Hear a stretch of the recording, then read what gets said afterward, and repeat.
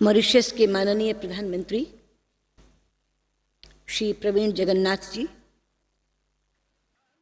Mauritius के मार्गदर्शक मंत्री मेंटोर मिनिस्टर श्री अनिरुद्ध जगन्नाथ जी, इस सम्मेलन के विशिष्ट अतिथि पश्चिम बंगाल के राज्यपाल श्री केसरीनाथ त्रिपाठी जी, गोवा की राज्यपाल श्रीमती मृदुला सिन्हा जी, मॉरिशस के उप प्रधानमंत्री वेलू जी, मॉरिशस के विदेश मंत्री विष्णु जी, भारत में विदेश मंत्रालय में मेरे सहयोगी राज्य मंत्री जनरल वीके सिंह जी और हमारे गृह राज्य मंत्री श्री किरण रिजिजू जी, और इस सभागार में उपस्थित सभी विद्वत जन, हिंदी सेवी और हिंदी प्रेमी भाइयों और बहनों, नमस्कार। सबसे पहले तो मैं इस सम्मेलन की तरफ से आप सबका हृदय से बहुत बहुत स्वागत करती हूँ। आज इस मंच पर खड़े हुए मेरे मन में दो भाव एक साथ उभर रहे हैं। पहला भाव शोक का है, क्योंकि इस सम्मेलन पर अटल जी के निधन की छाया है, पर दूसरा भाव इस संतोष का भी है कि इस सम्मेलन के बहाने आज समूचे हिंदी विश्व के प्रतिनिधि अटल जी को श्रद्धांजलि देने के लिए इस सभागार में उपस्थित हैं। हमने उद्घाटन सत्र के तुरंत बाद अटल जी के निमित्त श्रद्धांजलि सत्र रखा है, जिसमें भारत और मॉरिशस के अलावा अन्य देशों से आए हुए प्रतिनिधियों को भी हम श्रद्धांजलि देने का अवसर दे रहे हैं। मित्रों, विश्व हिंदी सम्मेलन की यात्रा 43 वर्ष पुरानी है। 1975 में पहला सम्मेलन भारत में नागपुर में हुआ था। उसके बाद 1983 में और 2015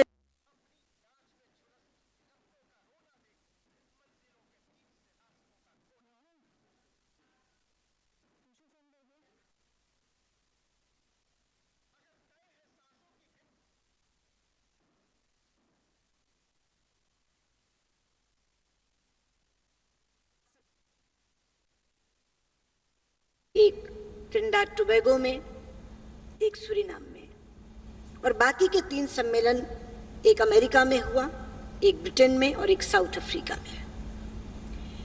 पिछली बार 10वां हिंदी विश्व सम्मेलन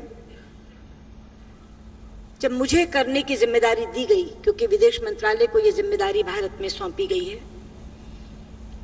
तो मैंने पुराने सम्मेलनों की समीक्षा की और उसमें यह पाया कि हमारे सम्मेलन अधिकतर साहित्य पर केंद्रित रहते थे, साहित्य की विधाओं पर केंद्रित रहते थे। तो एक विचार मैंने साझा किया अपने परामर्शदाता मंडल के साथ कि हमारे साहित्यकार बहुत उच्च कोटि की साहित्य रचना कर रहे हैं।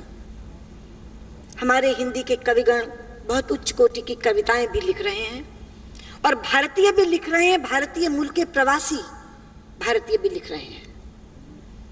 लेकिन अगर भाषा की समझ और बोलियां ही समाप्त हो जाएगी तो इस साहित्य को पढ़ेगा कौन, इस कविता को गाएगा कौन, इस साहित्य को भावी पीढ़ियों को सौंपेगा कौन।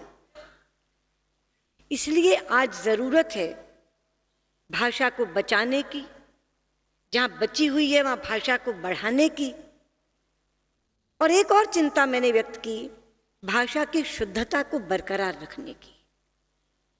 तो हमने निर्णय किया कि 10वां विश्व हिंदी सम्मेलन भाषा पर केंद्रित होगा, और मुझे प्रसन्नता है कि हमने 12 सत्र उसमें बनाए, सभी भाषा से संबंधित थे, भाषा को बचाने से संबंधित थे, संरक्षण के लिए, भाषा को बढ़ाने के लिए, संवर्धन के लिए केंद्रित थे, और भाषा की शुद्धता को भी बचाने के लिए केंद्रित थे। क्योंकि अगर लुप्त हो रही है भाषा तो बचाने की जिम्मेदारी भारत की है, बढ़ाने की जिम्मेदारी भारत की है। और अभी अभी आपने जो एनिमेशन फिल्म देखी उसका ध्येय यही था, भारत ने वो जिम्मेदारी संभाली है। पिछली बार का सत्र आपको याद होगा, हमने विश्व हिंदी सम्मेलन का शुभंकर लोगो रखा था हमारा राष्ट्रीय पक्षी मोर। इस बार हमने कहा हम रखेंगे मोर और डोडो, मॉरिशस का राष्ट्रीय पक्षी डोडो। तो किसी ने कहा कि डोडो तो लुप्त हो गई, तो मैंने कहा इसीलिए रख रहे हैं कि लुप्त होती हिंदी का प्रतीक है डोडो, लेकिन भारत का मोर आएगा और उसे बचाएगा। इसीलिए आपने एनिमेशन फिल्म में देखा कि जैसे ही डोडो डूबने लगती है तैसे ही मोर आवाज देता है डोडो डोडो, और अपने पंख फैला लेता है जिस पर आकर डोडो बैठती है, और जब बच जाती है तो दोनों नृत्य करते हैं। आवाज आती है 1 + 1 2, नहीं 1 + 1 11। और भारत इस जिम्मेदारी को बखूबी संभालेगा, ये विश्वास देने के लिए मैं आपके सामने आज इस मंच पर खड़ी हुई हूं। इस बार हमने सोचा कि सम्मेलन को भाषा से आगे के पड़ाव पर ले जाया जाए, संस्कृति। और इसीलिए इस बार का हमने विषय रखा हिंदी विश्व और भारतीय संस्कृति। भाषा का गौरव होने के साथ साथ संस्कृति का गौरव जरूरी है, लेकिन अगर भाषा लुप्त होने लगती है तो संस्कृति के लोप का बीज उसी दिन रख दिया जाता है। मुझे खुशी है कि आज भी गिरमिटिया देशों में संस्कृति का गौरव कायम है, और इसका सबसे बड़ा उदाहरण मुझे आज से लगभग 1-1.5 महीने पहले मिला, और इसी मॉरिशस की धरती पर मिला। मैं मॉरिशस में विश्व हिंदी सम्मेलन की तैयारियों का जायजा करने के लिए आई थी, तो प्रधानमंत्री जी ने, प्रवीण जी ने कहा कि रात का खाना इकट्ठे खाते हैं। हम करीब 10 लोग थे, इकट्ठे भोजन कर रहे थे। उसमें एक व्यंजन था खिचड़ी। तो जैसे ही खिचड़ी मेज पर आई तो एकदम प्रवीण जी बोले, khichdi, this is prepared in our home on every Sankranti. You remember Praveen ji? तो मैंने कहा हाँ, हमारे यहां भी संक्रांति पर खिचड़ी बनाई जाती है, हर संक्रांति पर, और पूरे हिंदुस्तान में मनाई जाती है। मैंने कहा सुदूर दक्षिण भारत में त्योहार का नाम ही पोंगल है, और पोंगल खिचड़ी के व्यंजन को ही पोंगल कहते हैं। पंजाब में माघी संक्रांत को, त्योहार का नाम खिचड़ी है, पूरे भारत में खिचड़ी मनाई जाती है। तो उन्होंने कहा कि मेरी माँ बनाती है खिचड़ी, मगर मैंने अपनी पत्नी को कहा है कि तुम सीखो, हर संक्रांति पर मुझे खिचड़ी खानी है। ये है, वो अभी भी मुझे बैठे हुए कह रहे थे that I am frustrated that I don't know much Hindi. लेकिन भाषा की को न जानने का एक फ्रस्ट्रेशन, एक निराशा, लेकिन संस्कृति के गौरव को बचाने की छटपटाहट जो मुझे उनमें उस दिन दिखाई दी, कि मैंने अपनी पत्नी को कहा कि तुम सीखो, मुझे हर संक्रांति पर खिचड़ी खानी है। तो भाषा और संस्कृति एक दूसरे के साथ मिले हुए हैं, इसीलिए हमने एक सत्र रखा है भाषा और संस्कृति के अंतर संबंध। और जो सबसे ज्यादा इसे जानती हैं श्रीमती मृदुला सिन्हा, जो इसकी पुरोधा हैं, उनको हमने उसका अध्यक्ष रखा है। इसी तरह से हिंदी शिक्षण और भारतीय संस्कृति, मैं केंद्रीय हिंदी संस्थान को बधाई देना चाहूंगी कि बाहर के बच्चे आते हैं उनके यहाँ हिंदी शिक्षण के लिए, लेकिन केवल वो उन्हें हिंदी की वर्णमाला या थोड़ी बहुत हिंदी बोलना नहीं सिखाते, उन्हें भारतीय संस्कृति सिखाते हैं, जिसका सीधा परिचय अभी आपको मिला। ये जो 5 बच्चियां बहुत ही शुद्ध उच्चारण के साथ मंत्रोच्चार कर रही थी और सरस्वती वंदना का गायन कर रही थी, वो 5 बच्चियां भारत और मॉरिशस के अलावा अन्य देशों की थी। वो थाईलैंड की थी, वो श्रीलंका की थी। वो 5 बच्चियां केंद्रीय हिंदी संस्थान की छात्राएं रही हैं, वहां उन्होंने ये भारतीय संस्कृति सीखी। वो उसी वेशभूषा में बहुत ही शुद्ध भाषा में मंत्रोच्चार कर रही थी। इसीलिए हम भाषा से संस्कृति तक आए हैं। और इस बार के हमारे 8वें सत्र संस्कृति के निमित्त हैं। पिछली बार के लिए मैं ये भी कहना चाहूंगी कि 10वें विश्व हिंदी सम्मेलन के बाद मैंने ये भी पाया, सत्र होते थे, चर्चाएं होती थी, अनुशंसाएं होती थी, लेकिन उसके बाद उस पर कोई अनुवर्ती कार्यवाही नहीं होती थी। तो हमने तय किया, पहला तो यह तय किया कि इन तमाम अनुशंसाओं को मात्र 6 महीने के अंदर संकलित करके हम प्रकाशित कर देंगे, क्योंकि मैंने देखा था कि 3-3 वर्ष बाद जब अगला सम्मेलन आता था तब अनुशंसाएं प्रकाशित की जाती थी। और ये काम हमने सौंपा अंतर्राष्ट्रीय हिंदी विश्वविद्यालय वर्धा को, श्री गिरीश्वर मिश्र जी को, कि आप 6 माह के अंदर इनका संकलन कर दीजिए। और मैं आज आभार व्यक्त करना चाहूंगी गिरीश्वर जी के प्रति, जिन्होंने मात्र 6 महीने में समय से पूर्व उनको संकलित करने का काम किया।